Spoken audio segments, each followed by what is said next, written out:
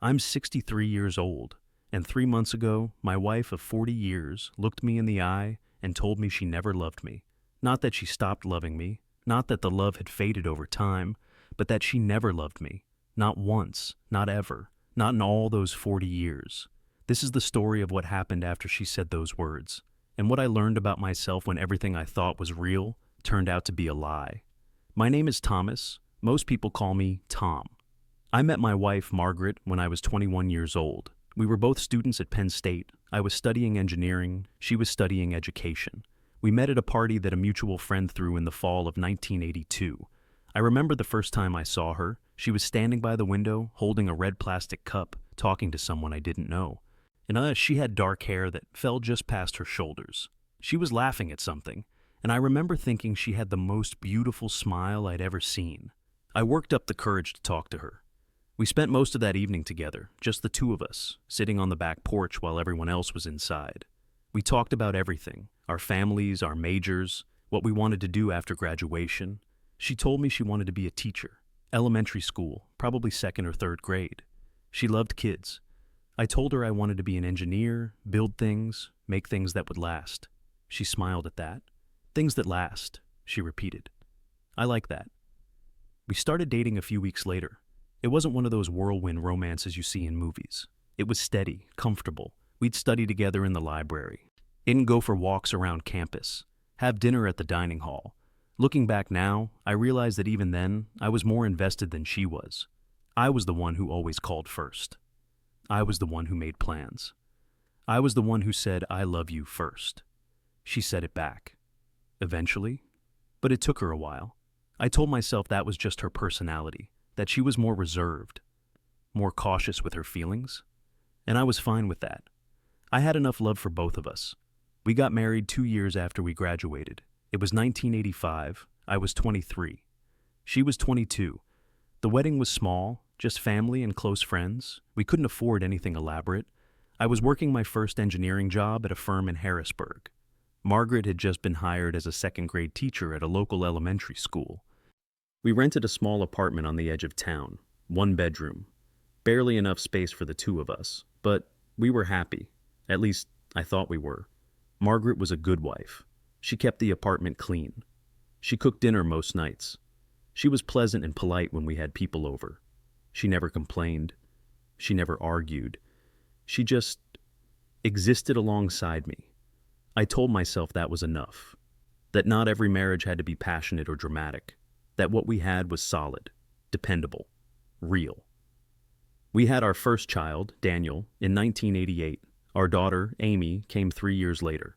Margaret was a wonderful mother, patient, attentive. She read to the kids every night. She helped with homework. She volunteered in their classrooms. She made homemade birthday cakes and Halloween costumes. But with me, she was distant.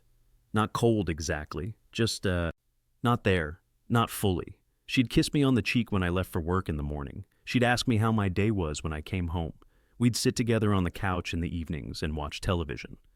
But there was no warmth, no spark, no intimacy that went beyond the surface. I noticed it, of course, but I didn't know what to do about it. I assumed it was just the reality of marriage, that everyone felt this way after a few years, that passion fades and what you're left with is partnership, routine, stability. So I focused on work, on providing for my family, on being a good father, on making sure the bills were paid and the house was taken care of. And I told myself, that was enough. The years passed, Daniel went to college, then Amy. The house became quieter, emptier.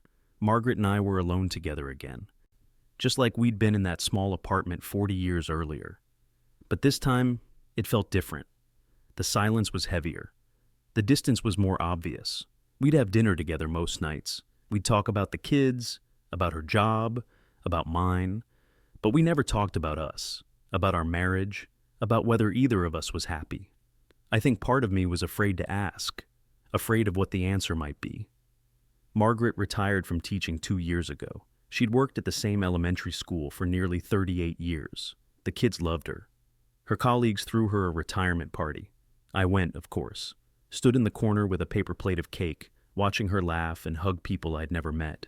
She seemed so happy that day, more alive than I'd seen her in years. And when we got home that evening, the light in her eyes dimmed again.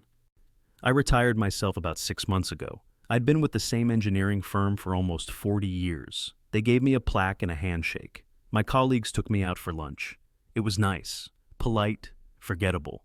Margaret didn't come to the lunch. She said she had a headache. After I retired, I thought things might get better between us, that we'd have more time together, that we'd reconnect somehow. But it got worse. She started going out more. Book club meetings, volunteer work at the library, lunches with friends I didn't know, yoga classes 3 times a week. I stayed home, I watched television, I worked in the garage, I went for walks. I tried not to think too much about how lonely I felt. One evening, about 4 months ago, I suggested we take a trip together, maybe drive down to Florida for a week, rent a place on the beach. Just the two of us.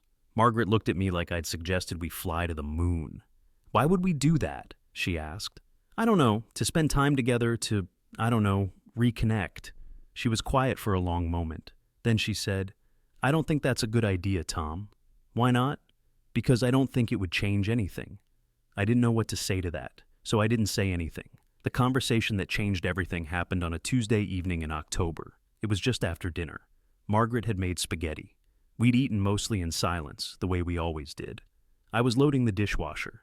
She was wiping down the counters, and then, out of nowhere, she said, Tom, I think we need to talk. I turned to look at her. Her expression was serious, calm, almost businesslike. Okay, I said. About what? About us. About our marriage. My stomach dropped. I'd been waiting for this conversation for years, but now that it was happening, I didn't want it. What about it? I asked. She set down the dishcloth and folded her hands in front of her. I think we should get a divorce. The words hung in the air. I stood there holding a plate, not quite believing what I'd just heard. A divorce? I repeated.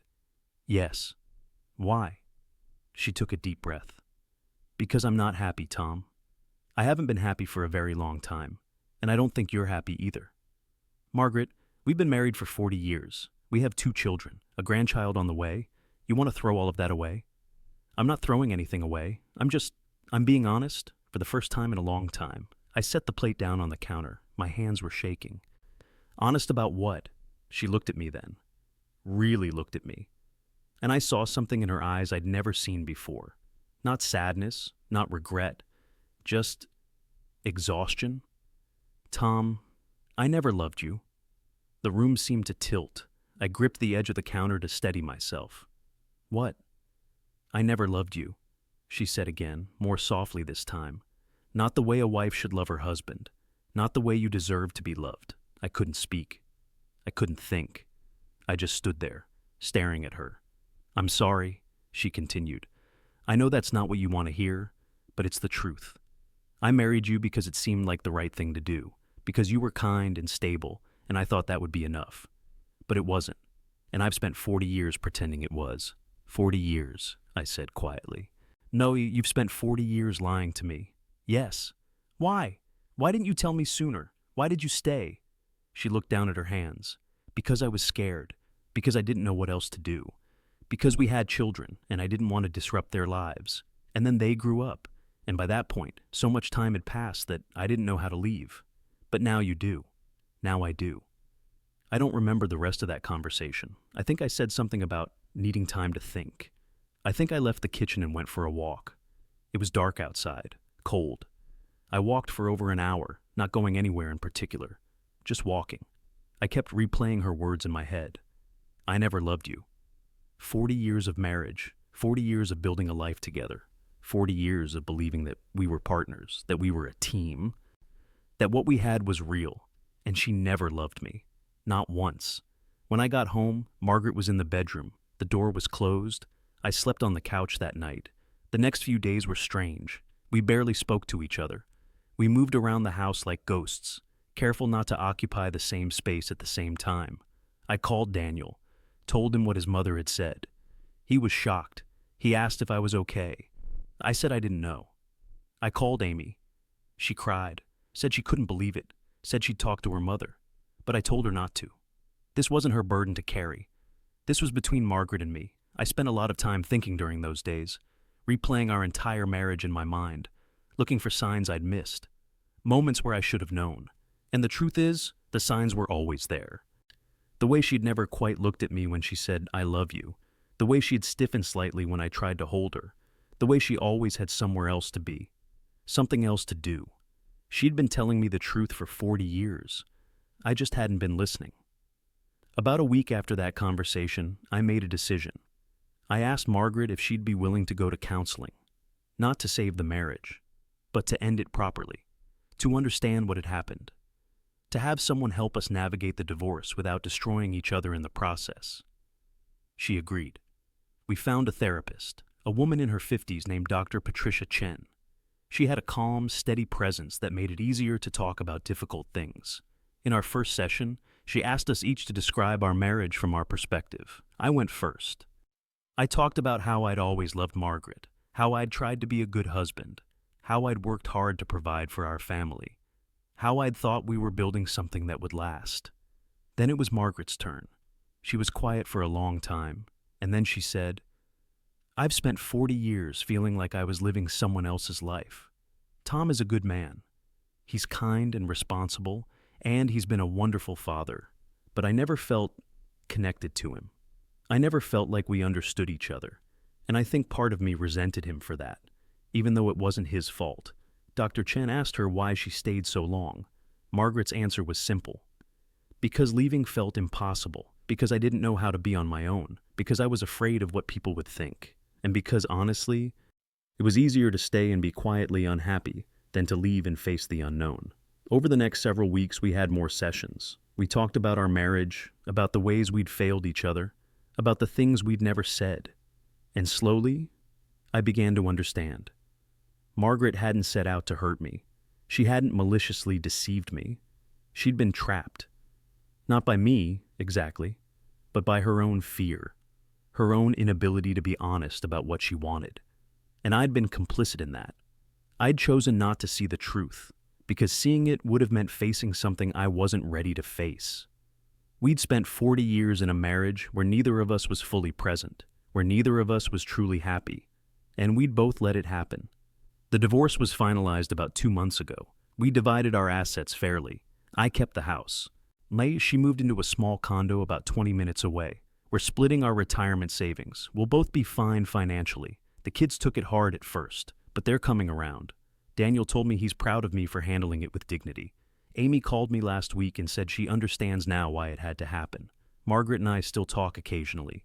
Brief, polite conversations. How are you? How are the kids? Take care.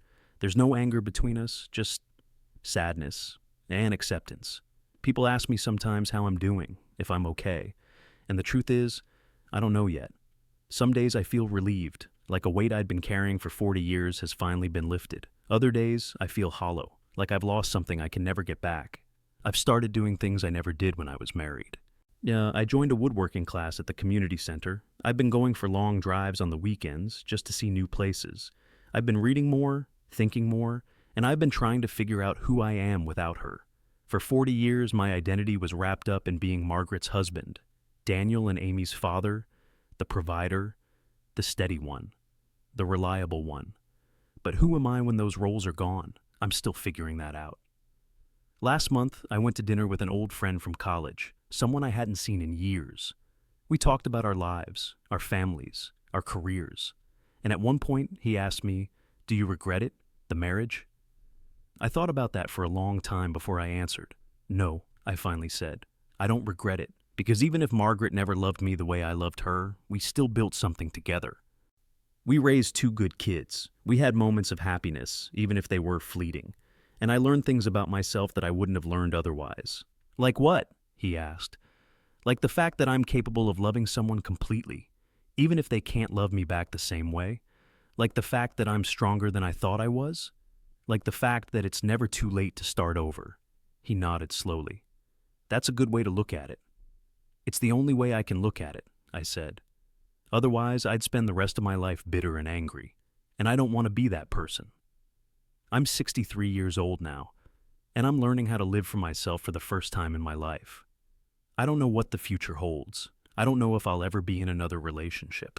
I don't know if I even want to be. But I know this.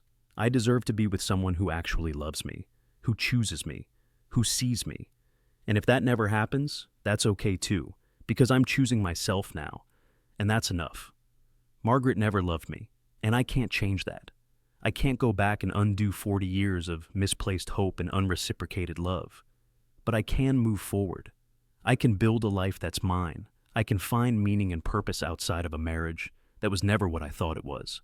And maybe in time, I'll find peace with all of it, with the years I gave her, with the truth she finally told me, with the man I was and the man I'm becoming. If you're listening to this and you're in a marriage where you feel unseen, unheard, or unloved, I want you to know something. It's not too late.